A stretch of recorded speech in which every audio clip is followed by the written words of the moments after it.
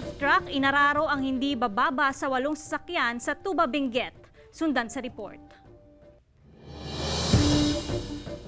Nagkayupi-yupi at may tumagilid pang sasakyan matapos masalpok ng truck sa Barangay Poblasyon, Tuba Benguet kaninang umaga. Sa paunang investigasyon ng pulisya, di bababa sa 8 sasakyan ang inararo ng truck. Nawalan umano ng preno ang truck sa pababang bahagi ng kalsada na naging dahilan ng aksidente. Papunta raw sana ang truck sa La Union. Nawala ng preno. Kaya nang pababa siya, nagdire-diretso siya at nabangga na yung mga ibang sasakyan. Inaalam pa ng otoridad ang bilang ng mga nasaktan sa aksidente na pawang dinala sa paggamutan. Ang driver ng truck nasa kustodiya na ng Tuba Police. Inintay pa natin yung mga complainant kung magpapile sila ng kaso. Payo ng otoridad, siguraduhin nakakondisyon ang sasakyan at ang sarili bago magmaneho upang maiwasan ang kalintulad na aksidente. Ivy Hernando, Balitang Amyanan.